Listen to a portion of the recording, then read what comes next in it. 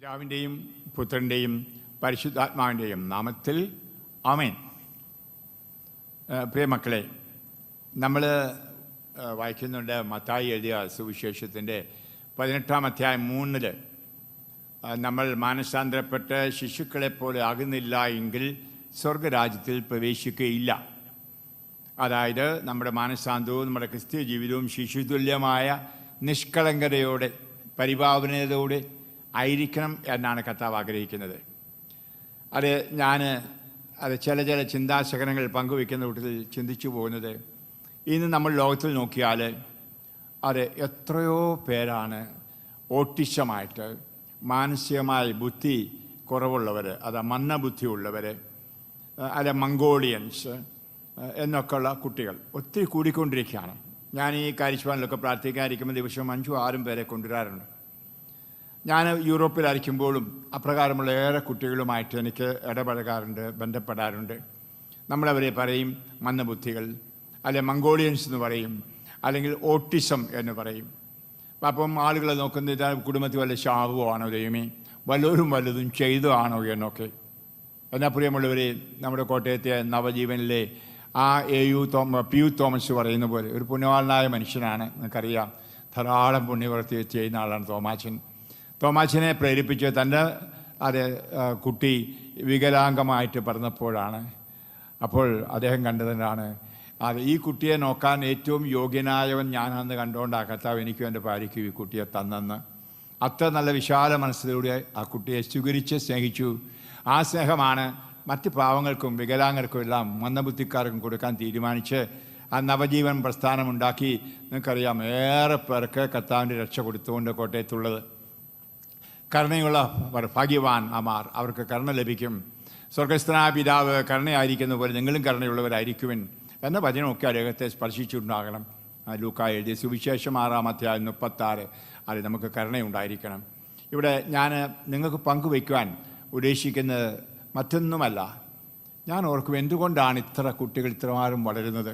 അതായത് മിക്കവാറും വീടുകളിലുണ്ട് മന്ദബുദ്ധിയുള്ളവർ. ഞാൻ ഇൻ്റർനെറ്റിൽ നോക്കിയപ്പോൾ പറഞ്ഞത് ലോകത്തിലെ ജനസംഖ്യയുടെ 1% മന്ദബുദ്ധിക്കാരാണ്. വലിയൊരു സംഖ്യയാണത്. ഇന്ത്യയിലും അത് കൂടുതലേ ഉള്ളൂ, മറ്റ് രാജ്യങ്ങളെക്കാൾ കൂടുതൽ. ഞാൻ യൂറോപ്പിലായിരിക്കുമ്പോൾ മാതാപിതാക്കൾ ഇവരെയും കൊണ്ടുവരും. ഞാൻ നമ്മുടെ ഇന്ത്യയിൽ, കേരളത്തിൽ അവരോടുള്ള മനോഭാവവും യൂറോപ്പിലുള്ളവരെയും നോക്കി കമ്പയർ ചെയ്യാറുണ്ട്, താരതമ്യപ്പെടുത്താറുണ്ട്. അവർ ആ കുട്ടികളെ വിളിക്കുന്നത് മാലാഹാമാർ എന്നാണ്. ഹല്ലേലൂയ, മാലാഹാമാർ. അവരെൻ്റെ അടുക്കൽ പ്രാർത്ഥിക്കാൻ അച്ഛാ, എനിക്ക് 2 മാലാഹാമാരുണ്ട്, ഒന്ന് കൈവച്ച് അനുഗ്രഹിക്കാമോ? ഒരിക്കലും ഒരു ഭാരമായിട്ട് അവർ കരുതില്ല. വലിയ സ്നേഹമാണ്. മറ്റു മക്കൾക്ക് കൊടുക്കുന്നേക്കാൾ സ്നേഹം ഈ മക്കൾക്ക് കൊടുത്ത് തമ്പുരാൻ ദാനമായിട്ട്. നമ്മളൊക്കെ പറയും യൂറോപ്പിലെ വിശ്വാസമൊക്കെ പോയെന്ന്. ഞാൻ പറയല കേട്ടോ. ഞാൻ കഴിഞ്ഞ 27 വർഷമായിട്ട് അവിടെയാണ്. അത് വികലാംഗരായ കുട്ടികളെ ആ മാതാപിതാക്കളും കൂട്ടത്തിൽ വളരെ സ്നേഹിക്കുന്നത് അങ്ങനെയാണ്, മാലാഹാമാർ എന്ന് പറഞ്ഞ്. ഞാൻ ഓരോ ധ്യാനത്തിന് പോകുമ്പോൾ ചിലപ്പോൾ 2-ാമതും 3-ാമതും ധ്യാനം കൂടാൻ വരുന്ന പിള്ളേരെയും കൊണ്ട് ഇങ്ങനെയുള്ള കുട്ടികളാണ് ആദ്യം എൻ്റെ മടി വന്നിരിക്കും. എന്നെ വിളിക്കുന്നത് പപ്പ എന്ന് വിളിക്കും. ആ മുഖമൊക്കെ നിങ്ങൾക്കറിയാം, പൂച്ച മുഖം പോലെ ഇരിക്കും, നല്ലൊരു പുഞ്ചിരി. അവർ ഉമ്മയും തരും, അവർക്ക് യാതൊരു തടസ്സവും ഇല്ല. മാലാഹാമാരാ. മറ്റുള്ളവർക്ക് ഇരിക്കുമ്പോൾ തരാൻ മടിക്കും, നമുക്കറിയാം കേരളത്തിലാണെങ്കിലും. എന്നാൽ ഇവിടെയും ഞാൻ കണ്ടു, എല്ലാ ശനിയാഴ്ചയും ഞാൻ കുട്ടികളെ കാണുമ്പം മന്ദബുദ്ധിക്കാരനെ ഓടി വന്ന് ഉമ്മ തരും. അവർക്ക് ഒരു ഇൻഹിബിഷൻ, തടസ്സമില്ല. ഈശോ പറഞ്ഞിങ്ങനെയാണ്, അവരെ എൻ്റെ അടുക്കൽ വരാൻ അനുവദിക്കൂ. നമുക്കറിയാം, കൊച്ചുകുട്ടികൾ ഈശോയുടെ അടുക്കൽ വന്നപ്പോൾ ശിഷ്യന്മാർ പറഞ്ഞു, ഇവർ ബഹളം വെക്കും, പ്രശ്നമാണ്, മന്ദബുദ്ധികളുണ്ട്, വികലാംഗരുണ്ട്, അല്ലെങ്കിൽ ഓട്ടിസ്റ്റുണ്ട്, കർത്താവിന് ശല്യ. ഈശോ പറഞ്ഞ എൻ്റെ അടുക്കൽ കൂട്ട്. അവർക്ക് ഉമ്മയും കൊടുത്ത് അവരെ അനുഗ്രഹിക്കുകയാണ് ഈശോ ചെയ്ത്. ഞാൻ പറയുന്നു, ഈശോ എല്ലാ ക്രിസ്ത്യാനികളിൽ നിന്നും ആഗ്രഹിക്കുന്നത് എന്താണ്? കുട്ടികളെപ്പോലെ ആയി ശിശുതുല്യമായ നിഷ്കളങ്കത ജീവിക്കുവാൻ. ഇന്ന് നമ്മൾ എത്ര പേരങ്ങനെ ജീവിക്കുന്നുണ്ട്? നമ്മൾ വക്രത, എല്ലാ തരത്തിലുമുള്ള മുഖം മൂടിയും ധരിച്ചുള്ള ഒരു ക്രൈസ്തവ ജീവിതമല്ലേ ജീവിക്കുന്നത്. സത്യമാർഗത്തിലൂടെ എത്ര പേർ നമ്മളുണ്ട്? ഞാനില്ല എന്ന് എനിക്കറിയാം. അതുകൊണ്ട് ഒരുപക്ഷെ എന്നെപ്പോലെ തന്നെ ആയിരിക്കാം നിങ്ങളിൽ പലരും. എങ്കിൽ മക്കളെ, നമുക്ക് മാതൃകയായിട്ടാണ് ഈ മക്കളെ തന്നിരിക്കുന്നത്, ഇവരെ പോലെ നിഷ്കളങ്കരായി ജീവിക്കുവാൻ. നമുക്കറിയാം, അവർക്ക് വക്രത അറിയത്തില്ല, ആളുകളെ മാറ്റി നിർത്താൻ അറിയത്തില്ല, സ്നേഹം മാത്രമേ ഉള്ളൂ അവരുടെ ഹൃദയത്തിൽ. മാത്രമല്ല, മറ്റുള്ളവരെ ആശ്രയിച്ചുള്ള ജീവിതമാണ്. അവർക്ക് ഉള്ളിൽ പക വെച്ചുകൊണ്ടിരിക്കാൻ അറിയത്തില്ല. അരിശമുള്ള പിള്ളേരുണ്ടെങ്കിലും അല്പം കഴിഞ്ഞാൽ അപ്പനും അമ്മയ്ക്കും കൊണ്ട് ഉമ്മ കൊടുക്കും. അരിശപ്പെട്ട ശേഷം ചിലപ്പോൾ ആഹാരം കിട്ടാഞ്ഞിട്ടോ നല്ല വസ്ത്രം കിട്ടാഞ്ഞിട്ടും. ഇനി അവർക്ക് പൗശൂന്യമൊന്നുമില്ല, മറ്റവർക്ക് നല്ല വസ്ത്രമുണ്ട്, അതുകൊണ്ട് ഇതുണ്ടെന്നൊന്നും. കാരണം അവർക്ക് ഉള്ളതുകൊണ്ട് സംതൃപ്തരാണ്. നിങ്ങൾ ഒരു വികലാംഗ കുട്ടിയെ അല്ലെങ്കിൽ ഓട്ടിസ്റ്റ് കുട്ടിയെ നോക്കണം, എന്ത് പരിശുദ്ധരാണ് അവിടുന്ന്. അപ്പോൾ ഈശോ ഈ ലോകത്തിൽ അത് നൽകുകയാണ് ആരെ? നമുക്ക് അത് പുണ്യത്തിൻ്റെ മാതൃക കാണിക്കുവാൻ. അതുകൊണ്ട് ഒരു ഓട്ടിസ്റ്റ് കുട്ടി ഉണ്ടാകുമ്പോൾ വിചാരിക്കരുത് ദൈവത്തിൻ്റെ കോപം കൊണ്ടാണ്, പഴയ പാപം കൊണ്ടാണ്, ശാപമാണ് എന്ന്. അല്ല, തമ്പുരാൻ നിനക്കും കുടുംബത്തിനും തരുന്ന അനുഗ്രഹമാണ് മക്കളെ. അടുത്ത ഒരു നാളിലും ഒരു കുടുംബത്തിൽ 4 പേര് വികലാംഗരായിട്ട്, അതായത് ഓട്ടിസ്റ്റായിട്ടുണ്ട്. 4 പേരെയും കൊണ്ട് മാതാപിതാക്കൾ ഇരിങ്ങാലക്കുട ഭാഗത്തു നിന്നാണ് എൻ്റെ ഓർമ്മ. കാരണം ദൂരെ നിന്നാണ് പലരും എന്നെ കാണാൻ വരുന്നത്. എന്നിട്ട് പറഞ്ഞു, അച്ഛാ ഇത് എൻ്റെ മാലാഹ കുഞ്ഞുങ്ങളാണ്. ആ വാക്ക് തന്നെ പറഞ്ഞു. കാരണം ഞാനൊരു പ്രസംഗത്തിൽ പറഞ്ഞത് ആ ചേച്ചി കേൾക്കുകയുണ്ടായി. എനിക്കൊന്ന് ഷെക്കീനാലെ ഒരു ധ്യാനത്തിൽ പറഞ്ഞാൻ തോന്നുന്നു. പ്രിയമക്കളെ, എന്നിട്ട് പറഞ്ഞു, ഇനിയും കിട്ടുകയാണെങ്കിലും സന്തോഷത്തോടെ സ്വീകരിക്കും. അതേസമയം ഞാൻ പലരെയും കാണാറുണ്ട്, ഒരു വികലാംഗ കുട്ടി ഉണ്ടായി, ഒരു വിഷയങ്ങൾ മന്ദബുദ്ധിയാണ്, അല്ലെങ്കിൽ ഒരു ഓട്ടിസ്റ്റ് കുട്ടി. അച്ഛാ ഞങ്ങൾ തീരുമാനിച്ചു ഇനിയും കുട്ടികളെ വേണ്ടാന്ന്. കാരണം ഇനിയും ഉണ്ടായത് തന്നെയാണല്ലോ, അതുകൊണ്ട് വേണ്ടാന്ന് വെച്ചിരിക്കുകയാണ്. അത്രമാത്രം നമ്മൾ സ്വാർത്ഥ മതികളാണ്. മാത്രമല്ല കർത്താവ് തരുന്ന ദാനങ്ങളെ സ്വീകരിക്കാനായിട്ട് നമ്മൾ തയ്യാറല്ല. അത് ഈശോ തരികയാണെങ്കിൽ അത് സന്തോഷമായിട്ട് സ്വീകരിക്കുവാൻ. അങ്ങനെയുള്ള എത്ര കുട്ടികളെയാണ് ഗർഭാശയത്തിൽ തന്നെ കൊന്നുകളയുന്നത്. ഡോക്ടർമാർ മുൻകൂട്ടി പറയും ജനിച്ചാൽ ഓട്ടിസ്റ്റായിരിക്കും, അപ്പോൾ തന്നെ അബോർട്ട് ചെയ്യും. പ്രിയമുള്ളവരെ, അത് നമ്മളവരെ തിരസ്കരിക്കുകയാണ്. എന്തുകൊണ്ട്? എൻ്റെ മനസ്സിൽ വരുന്നത് ഒരു വാക്യം ആണ്. ഹെബ്രായക്കാർക്ക് എഴുതിയ ലേഖനത്തിൻ്റെ 11-ാം അധ്യായം നിങ്ങൾ വായിക്കുകയാണെങ്കിൽ നിങ്ങൾക്ക് അതിൽ കാണാൻ സാധിക്കും.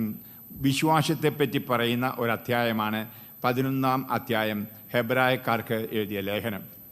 ഇനിയും അതിൽ നമുക്ക് കാണാൻ സാധിക്കും എങ്ങനെ വിശ്വാസം വഴി അത്ഭുതങ്ങൾ ഉണ്ടായി എന്ന് എണ്ണി പറയുന്ന അധ്യായത്തിൻ്റെ അവസാന ഭാഗത്തേക്ക് കിടക്കുമ്പോൾ കാണാൻ സാധിക്കും. വിശ്വാസത്തെ പ്രതി ത്യാഗം സഹിച്ചവരെ പറ്റി പറയുന്നത് 11-ാം അധ്യായം. ഞാൻ വായിക്കാൻ പോകുന്നത് 36. ചിലർ പരിഹാസവും ചമ്മട്ടിയടിയും ബന്ധനവും കാരാഗ്രഹവാസവും സഹിച്ചു. ചിലരെ കല്ലെറിഞ്ഞു, ചിലരെ വിചാരണ ചെയ്തു, ചിലർ 2ആയി വെട്ടിമുറിക്കപ്പെട്ടു, ചിലർ വാളുകൊണ്ട് വധിക്കപ്പെട്ടു, ചിലർ ചെമ്മരിയാളുകളുടെയും കോലാളുകളുടെയും തോല് ധരിച്ച് നിസ്സഹായരായും വേദനിക്കുന്നവരായും പീഡിതരായും അലഞ്ഞു നടന്നു. അവരെ സ്വന്തമാക്കാനുള്ള യോഗ്യത ലോകത്തിന് ഇല്ലായിരുന്നു. ഹല്ലേലൂയ. ഞാൻ പിന്നീട് ഇതേപ്പറ്റി പറയാം കൂടുതൽ.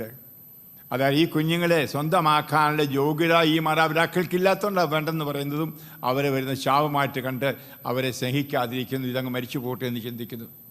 പ്രിയമുള്ളവർ, ഇന്ന് ലോകം മുഴുവൻ നോക്കിക്കാണാം, വിശുദ്ധരായി നല്ലവരായി ജീവിക്കുന്നവരെ ലോകത്തിന് സ്വീകരിക്കാൻ പറ്റുന്നില്ല. ഈശോയെ സ്വീകരിച്ചില്ല.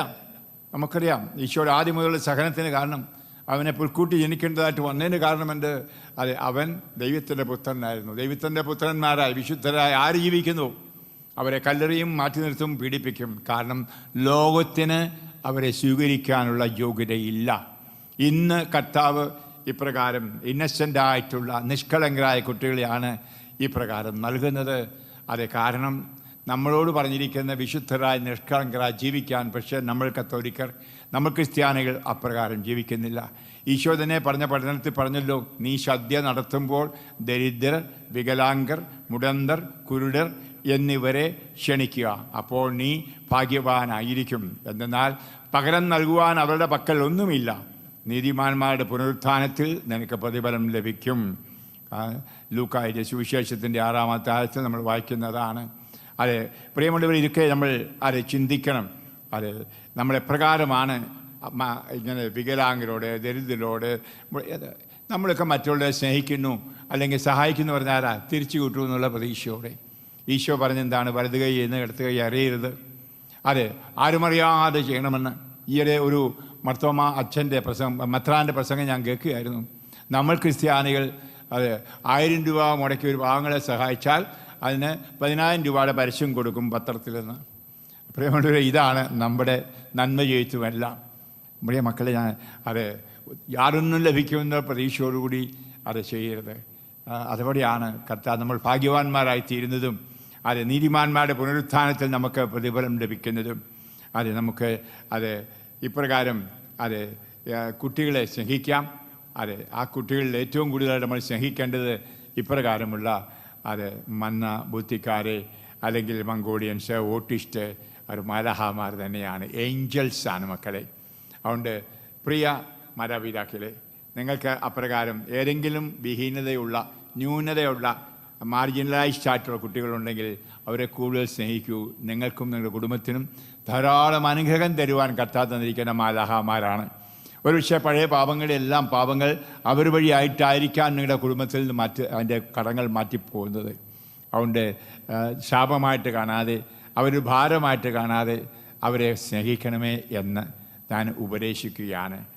ശിശുക്കളെ പോലെ ആകാൻ നമുക്ക് ശിശുക്കളായിട്ടുള്ളവരെ സ്നേഹിക്കാം. ഭ്രൂണഹത്യയെപ്പറ്റി പറയുമ്പോഴും അതാണ് പറയേണ്ടത്. എത്രയോ പേര് ഭ്രൂണഹത്യ നടത്തുന്നു നമ്മുടെ കേരളത്തിൽ, മലയാളികളിൽ. നിഷ്കളങ്കരായ കുട്ടികളെ കൊല്ലുന്നു. അപ്രകാരം നമ്മൾ മനസ്സാക്ഷിയില്ലാത്തവരും ക്രൂരന്മാരുമായി മാറിയിരിക്കുന്നു. അതുകൊണ്ടാണ് ഈ അവസരത്തിൽ കർത്താവ് നമ്മുടെ ഇടയിൽ മാലാഹമാരെ തരുന്നത്. ഈശോയോട് പ്രാർത്ഥിക്കാം. നിങ്ങളെ കർത്താവ് അനുഗ്രഹിക്കട്ടെ. ഞാനൊരു ചിന്താശകലം നിങ്ങൾക്ക് തരുന്നതെന്ന് മാത്രമേ ഉള്ളൂ. ഓട്ടിസ്റ്റായിട്ടോ അല്ലെങ്കിൽ മന്ദബുദ്ധികളായിട്ടോ മക്കളുണ്ടെങ്കിൽ നിങ്ങൾ സ്നേഹത്തോടെ അവരെ കാണും. അവരിലൂടെ നിങ്ങൾക്കും നിങ്ങളുടെ കുടുംബത്തിനും അനുഗ്രഹം തരുന്നത് കാണും. ദൈവാനുഗ്രഹത്തിൻ്റെ അടയാളമാണ് ഈ മാലാഹമാർ നിങ്ങളുടെ കുടുംബത്തുള്ളത്. കണ്ണടയ്ക്കാം, പ്രാർത്ഥിക്കാം. ഈശോയെ നന്ദി. ഈ പ്രസംഗത്തെ തുറന്ന മനസ്സോടെ കേട്ട ഇവരോരോരുത്തരെയും ഓർത്ത് നന്ദി പറയുന്നു. ശിശുക്കളെപ്പോലെ ആയിത്തീരുവാനായിട്ടുള്ള കർത്താവെ, അങ്ങയുടെ ആ വചനം ഹൃദയത്തിൽ സ്വീകരിച്ച് ദൈവത്തെ സ്നേഹിക്കുന്നവരായി പോകാൻ ഇവർക്ക് കൃപ കൊടുക്കണമെന്ന് പ്രാർത്ഥിക്കുന്നു. എപ്പോഴും പ്രത്യേകിച്ച് ഇപ്രകാരം കുട്ടികളുള്ള ആ മാതാപിതാക്കൾക്ക് അനുഗ്രഹം കൊടുക്കണമേ. അവർ ക്ഷമയോടുകൂടി, ഒത്തിരി സ്നേഹത്തോട് കുട്ടികളെ പരിപാലിക്കുവാൻ. ഒരുപക്ഷേ ചിലപ്പോൾ അവർ ദേഷ്യപ്പെടുകയോ അരിശപ്പെടുകയോ ചെയ്താൽ തന്നെയും മാലാഹമാരാണ് എന്ന ബോധ്യത്തോടുകൂടി കർത്താവെ അവരുമായി ഇടപെടുവാൻ ഈ മാതാപിതാക്കൾക്ക് അനുഗ്രഹം കൊടുക്കണമേ. കെട്ടുവാനും അഴിക്കുവാനും ആശീർവദിക്കുവാനും അനുഗ്രഹിക്കുവാനും എൻ്റെ പൗരോഹിത്യത്തിൽ തന്നിരിക്കുന്ന അധികാരത്തിലൂടെ മക്കളെ, നിങ്ങളെയും നിങ്ങളുടെ കുഞ്ഞുങ്ങളെയും ഞാൻ ആശീർവദിച്ച് അനുഗ്രഹിക്കുന്നു. പിതാവിൻ്റെയും പുത്രൻ്റെയും പരിശുദ്ധാത്മാവിൻ്റെ നാമത്തിൽ ആമേൻ.